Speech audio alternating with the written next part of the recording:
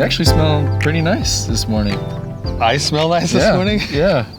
Fresh out of the shower. Yeah, dude, that's a first. Well, we stand this close to each other at some frequency. I thought that might have been you and not me. No, that's you, man. I haven't gotten my shower this morning. Yeah. After the gym. I'm still swassing it up. How's it going this morning? Good, man. I was just telling you, it's beautiful. This is our first day out filming this year that's actually been like springtime. It feels like springtime, so it's like way nice. The shorts are standard, but the t-shirt, that's I'm always in my shorts, but usually I've had a jacket on for the last several videos. Yeah. Today it's like cool enough to actually enjoy the temperature of the air, so. Yeah, the sun is nice. Yeah, it feels good. So the question I wanted to ask you today is, how often do you get in the way? I have a feeling. I've got some thoughts about my own stuff. I have a feeling that I know why you're asking that question. yeah. Let's dig. So yeah, well, that's a good question. So it's funny because it's really been weighing on me the last couple of weeks because of kind of this thing that we just went through at the women's retreat that we just put on. Where I also had my wife invited to come to this retreat. This would be her first retreat coming. And I've been pushing her, wanting her to be involved and to come and to do everything. And I've been saying, like, this is gonna be so good for you, this is gonna be so good for you. And like, the more that I've pressed to invite her to come, the less interested she was in coming. And that's where it started to dawn on me in the weeks building up to the retreat that maybe my good intentions and maybe my approach to life, at least in this particular situation, actually are getting in the way of something that could be really good for somebody else, like in this case, my wife or somebody else. And then we went to the retreat, and at the retreat, I had that on my brain the whole time too, and I thought, man, my intentions are so good. We're creating this whole experience to try to have opportunity for people to have real shifts in their life, to make real change. And yet I found myself still continually saying, no matter what I do, I seem to be getting in the way. You know, not just with my wife, but in other ways too. With you, with Brandon, with everybody, it's like, I swear my intentions are good, but everything I'm doing, it just seems to be like messing it up, you know? And so I think that's probably why you're asking the question. Well, I'm not just trying to target you. It's on my mind for my own self as well. So some of the things that I was feeling at the same retreat is that within the first night, I noticed myself trying to figure out how to be the dynamic, you know, figure out like what my role is and that kind of thing amongst this group of women. Yeah. Mm-hmm. And while I was doing that, I kept on cracking jokes because, you know, that's part of my personalities. I enjoy cracking a good joke and sometimes a terrible joke. But one thing I noticed is that I kept on standing on the sideline throwing out too many jokes. Like there were points where I recognized I was doing something for my sake and it wasn't for the cohesion of the group. It wasn't for the collective energy of the group. Yeah. It was to gratify your pride or the fact ego. That you were funny or whatever. Yeah. And try and shine a spotlight back on myself. And I recognize that there's times where our behavior seems to be perfectly in alignment with how God would want us to act. And then there's times where we vary from that course, either a little too shy or a little too over the top. And for me, I noticed that I'm either acting in pride or acting from a place of shame and fear. In the retreat, that was an example, kind of a perfect testing ground to see how are you going to show up. Like, is it going to be that you're harmonized with God, or is it that you're going to, you know, kind of shy away, go hide in the corner, or are you going to step and try and get a little too much spotlight, you know? Yeah, well, I wonder, Chase, as you're talking, like, because I've been wondering about this myself. I think I know your intentions are good. I know my intentions are good. At least I feel like they are. But I wonder if you're tapping into something that's worth exploring here as to how do you know when it's too much or too little or when you're getting in the way? And something that you're saying is, at least that's hitting me, is that maybe one way to assess that is to ask ourselves if we're going if we're going to the true source first and then following what those promptings are, or are we going through ourselves first for the sake of ourselves in some way? Whether that's, in my case, like as soon as my wife gets better, then life will be happier for us. Or I genuinely love my wife, but I need to be the answer. And it's like, actually, no, like I'm the reason why I've stalled progress in a lot of ways. Maybe I need to go to God and I need to ask God, how would you have me approach this? And in so many cases over the last few weeks, I've gotten the prompting, back up, like get out of the way, like get out of the way. And I've tried to do that as a result of those promptings, and it hasn't turned out the way I would have drawn it up or I would have expected it, right? But it's turned out far better in many ways than I would have drawn it up or expected it. Fair. Right? Yeah. You know, it's funny you're saying that, because I mean, I know we keep bringing up the retreat, but this is something that's so fresh, and it really was the best example of what we're talking about right now. I got more feedback from a couple ladies, 3 ladies last night, and it was kind of the similar thing of, well, it's not what I expected. It was heavy, and I'm still trying to figure some stuff out. And my question was, well, did we nail it then? Or was it good or bad? Yeah, was it good or bad? But I do want to. I know you're maybe still reeling a little bit from some of those experiences, but I maybe want to counter that a little bit. It's not that you're always in the way, right? Right. Like, how often do you think you're also harmonized and really feeling like you're aligned and in flow with God? Yeah, you're right. I agree with you. That's what my goal is when I try to go to work every day. Even inside of my sessions, I'm constantly in the back of my mind saying silent prayers, like, God, which direction do you want me to go with this thing right now? Like, whatever's coming up in the room. And I think that I oftentimes am gifted the opportunity to kind of be in line with the will of God. Because it comes to you? Because those things come to me either in a heart kind of a feeling sort of way, or sometimes in a mental kind of a way. But I also think that there's an element of humility in the times when I feel most aligned. Meaning that I'm accepting, with humility, I'm accepting all of the truth that God says about me, my strengths and my weaknesses, and my willingness to let it be something other than just my general first impression. Even though I think a lot of times my general first impression ends up being in alignment. Right. But I think that there's something to be said about realizing that you or I or anybody, we are not the center of the universe. We are not the end all for everybody else. We are, at least the way that I prefer to view it, we are instruments in God's hands if we allow ourselves to let Him be that for us. Yeah. So how about you? I mean, I know that you seek, I know your heart, Chase. I know your desire is to really do nothing. You've got like the purest heart of anyone that I've ever met, Well, yeah, I'll take it. No, I think the reason I was bringing it up is because I've been having those same kind of questionings of, I mean, I feel like there's times where my intentions are exactly where they should be.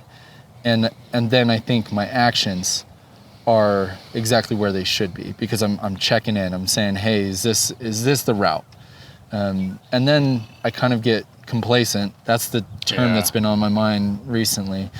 And I forget the process a little bit. I kind of take it on my own shoulders and say, essentially, I've got this. Yeah. Like, hey, no worries. Don't really need the inspiration right now. Yeah, we got it now. We got it figured out. We learned from last time how awesome it was. Yeah, exactly. Right. And man, it's amazing to me how God loves us, so He's going to correct us and give us a chance for redemption. And that seems to be pretty evident in some of the projects that we're working on right now. I've been thinking a little bit about my relationship with Chelsea, my wife, and how there's times where I get in the way of her work just as much as kind of how you described with Rhiannon. And for example, one of the things that I have this tendency whenever she's struggling, maybe either with depression or she's on her period or something, like a lot of emotion. I try. If I'm feeling good, I'm like, well, I've just got to help you feel better. Yeah, That's you just all need it to is. feel better. Yeah, I'm gonna do some things. You're gonna feel better after this. So watch this. Yeah. And inevitably, that's not how it goes, work. Yeah. right? Yeah. And also, there's times where I've made it worse, and kind of compounded the problem. So it's like, had I just been more perceptive and maybe listened, and I think that's the biggest key with all of this is the listening. Whether you're listening to the individual that you're trying to connect to, or the group energy, or just to God's gentle guidance. Yeah. That's something I get so distracted by my own, maybe even excitement sometimes, like I get giddy, that I forget to listen. I love that idea of listening and how it juxtaposes against the idea of complacency, and both of those things are kind of coming to my mind a little bit about what we've been taught as kids, and that happens throughout all Scripture, is something called the pride cycle, right? Where a group of people becomes humbled through some type of real big struggle in their life. They seek God. God shows them who they are. As they learn who they are, they begin to prosper. And when they begin to prosper, they get complacent. And when they get complacent, they think they don't need anything else. They set themselves up for the next loop, which is the next kickoff to the learning cycle again, over and over again. And when we don't listen to God or anyone, I love the idea of listening to anyone. And what you were saying, then what we're left with is pride and complacency, and that pride and complacency will inevitably give us an opportunity for correction, usually in the form of some kind of failure or pain, and that's actually kind of in a weird way, it's a beautiful cycle that I think all of us try to avoid, and we should in some ways, and it's inevitable that we won't. Yeah. So I did have kind of a cool experience this morning. So Chelsea got called into work earlier than anticipated, and we'd already previously scheduled, hey, let's go out and film. And in the past, what I would have said is by default, oh, hey, Ty, can't film this morning. It's not going to work out. I've got the kids. And I don't know if you guys can hear them or not picking up on the mics, but they're there. They're 5 feet away from us in the car, just kind of, who knows what they're getting probably into ripping right all of the interior apart. Absolutely. I mean, they have food in there at least, so that'll keep them distracted for as long as the food detail lasts. the car afterwards. Yeah, right. And it was cool to me, the moment that I had this morning where I was making that decision, instead of impulsively reacting, which, sometimes that's just how it is. You don't have time, you just go. But this morning I thought about it, and then I had a little communion with God, and it was like, it'll be fine. We can take the kids. Yeah, just take them. So that was a super small example of me getting out of the way and actually just listening. Yeah. Do you have any examples from this week? I love that example. I mean, I had a lot of things that were kind of like, really, some of them were maybe more personal than I want to share, but there was one in particular spot where we did an activity at the retreat, and I noticed a certain amount of emotion coming through one of the participants, and my initial response was, you got to go make sure they're okay. You got to go give them a hug. You got to go give them a reassurance. And I started to walk towards them, and I felt this energy as I was going towards them, and it almost felt like I got hit by someone like had a fly swatter that was like right in my face, like, and I was like, stop, don't go there, like, let her be.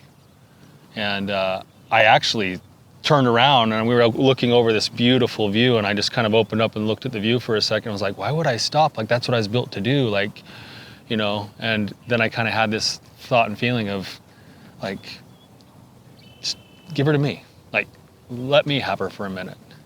And so I stood there and I said a prayer and I cried, and come to find out, after the retreat was all over, I was talking to this person and they said that was one of the places where they went and did some journaling, and in their journaling they had a profound experience where God told them a little bit more who they were, where she felt so convicted on the inside of this new identity that she was receiving from God that she felt like it shifted her way of being. And I thought, man, what a gift. Like, what a gift that there was the ability to be stopped, even with good intentions, for the sake of a little bit of silence where God could do the work that needed to be done that I would have probably delayed because I would have been softening whatever was going on. And it was pretty powerful. That hit me, that God can get to people in so many different ways than just the general direction that I always work. And he gets to them through the way that I work sometimes, and I'll continue to do that. But if I will learn to listen, there's room for other ways. And that was a really choice, kind of beautiful experience for me. Man, I just kind of want to emphasize how awesome it is that that's what happens. Yeah. Like, if we listen, that's exactly how it works, is the best kind of outcome. Yeah. Like, even if we're not the one facilitating, as much as I know you and I just revel in that. Like, it feels good so whenever good. You see a change in somebody and you're like, I helped share that information, or give the hug that, or whatever it is. That's not, like, maybe 1% of the time that's how it's going to work. 99% of the time, God's the one just over here orchestrating everything and helping shift hearts. But it's beautiful that we get to be involved in the process and become a part of the process ourselves. It changes us as we do it, and I've been thinking about this a lot, because I say this all the time. Like, I genuinely want to be involved in doing God's work, and I say to myself, I'm doing God's work. And it's more and more settling in on me now that I get to be a part of God's work some of the time. Right. That makes sense. You aren't God's work. I'm not. Yeah. I get to be a part of it, right? And we all do. That's the beauty of being human, is that if we desire that, I believe God wants to gift us that opportunity, right? But we have to go through that channel, or else it becomes too quickly pride or complacency or those other things that you were talking about. So I just want to add real quick that I think that's the process of us learning that God trusts us. And I think he trusts us more as we get better at the listening. It's like more miracles happen all around us the more we just listen. Yeah. When we're in that place, when we're in that state, when we're in that energy, I agree with you 100%. Last thing I want to say is that you mentioned being an instrument in God's hands, and during Chubb's wedding reception, I got to... Chubb's is Chase's brother. Yeah, that's my little brother. All of his in-laws and everybody out there, and then our family's out there too, and I get the mic and I get to give my toast and kind of applaud how awesome he was, and my going into it, I was like, I've always felt that the difference between Chubbs and I is that he's a tool in God's hands and I'm an instrument. Yeah. Or I think I flipped it the other way around. I was like, I'm an instrument in God's hands and he's a tool. Yeah. And it was amazing to see, like, laughter over here and then like a little bit of silence. Like what did you roasting him at his We were just saying all these nice things about him, and now you're roasting your own brother. Yeah, I think I'm the one that laughed the hardest at that, just calling him a tool in front of his in-laws. But anyway, it's awesome. Yeah, that's it. Cool, man. Thanks, Chase. Yeah, of course. Good one, man.